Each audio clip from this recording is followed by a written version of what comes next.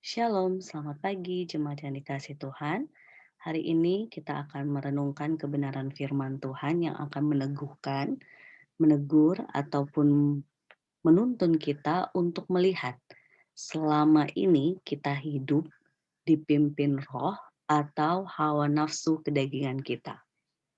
Ini menjadi satu pertanyaan penting untuk kita mau melihat dan mengecek pribadi kita lepas pribadi. Yang mana paling sering kita turuti? Keinginan daging hawa nafsu kita manusiawi, atau Roh Kudus yang ada dalam diri kita yang menuntun kita untuk tahu mana yang benar, mana yang sesuai dengan kehendak Tuhan, atau justru kita lebih sering mengikuti ya demi hal-hal yang kita ingin penuhi secara duniawi ataupun secara kedagingan kita sehingga kita akhirnya memilih sesuatu yang bukan tuntunan roh, tetapi tuntunan keinginan ataupun materi ataupun sesuatu yang menyenangkan kedagingan kita, hawa nafsu kita. Nah, hari ini kebenaran firman Tuhan dari Galatia pasal 5 ayat 16 sampai 26 boleh nanti disempatkan baca secara lengkap. Yang saya akan membacakan ayatnya yang ke-24 sampai 26. Di sana dikatakan firman Tuhan demikian. Barang siapa menjadi milik Kristus Yesus, ia telah menyalibkan daging dengan segala hawa nafsu dan keinginannya. Jikalau kita hidup oleh roh, baiklah hidup kita juga dipimpin oleh roh. Dan janganlah kita gila hormat, dan janganlah kita saling menantang dan saling mendengki.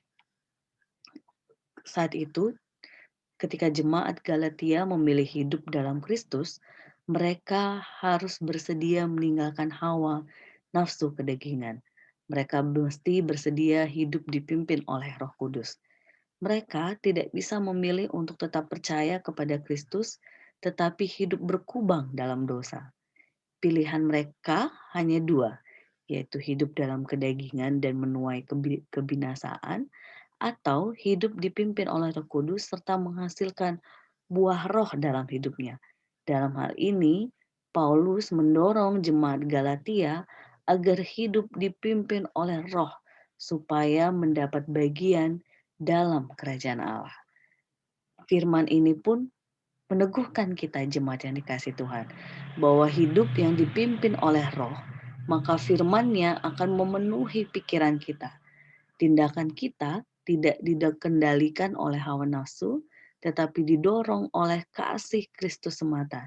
Jadi, ketika kita menyadari bahwa hidup kita dipimpin oleh Roh, maka yang ada di pikiran, perkataan, dan perbuatan kita selalu tentang firman-Nya, tentang kasih-Nya. Jadi kalau ternyata tindakan kita, pikiran, perkataan, perbuatan kita masih cenderung dengan keinginan, kedagingan, dan hawa nafsu, itu alarm buat kita. Jangan-jangan kita tidak dikendalikan oleh roh, tetapi kita dikendalikan dengan kedagingan kita ataupun kemanusiaan kita yang secara hawa nafsu sehingga mudah untuk melontarkan kata-kata yang tidak senonoh, mengungkapkan pikiran yang sebenarnya itu bukan tuntunan roh, tetapi keinginan daging dan hawa nafsu kita. Karena kalau kita dipimpin roh, maka tindakan kita didorong oleh kasih Kristus semata. Mari jemaat yang dikasih Tuhan, seperti tema besar kita minggu kemarin, melekat terus pada firman-Nya dan peka akan tuntunan Roh Kudus. Karena di Galatia pasal 5 bacaan kita tadi dikatakan, tetapi buah roh ialah kasih, sukacita, damai sejahtera, kesabaran, kemurahan, kebaikan, kesetiaan, kelemah lembutan, penguasaan diri. Tidak ada hukum yang menentang hal itu. Semoga dengan melekat kepada firman-Nya dan peka akan tuntunan Roh Kudus, kita semuanya menghasilkan buah roh yang membuat kita semakin menjadi berkat buat keluarga kita, gereja, masyarakat, dimanapun Tuhan menempatkan setiap kita, pribadi lepas pribadi. Selamat menghayati tuntunan Roh Kudus, jemaat yang dikasih Tuhan, peka akan suaranya dan lakukan ketika itu memang sesuai dengan kehendak Tuhan. Tuhan Yesus memberkati kita. Amin.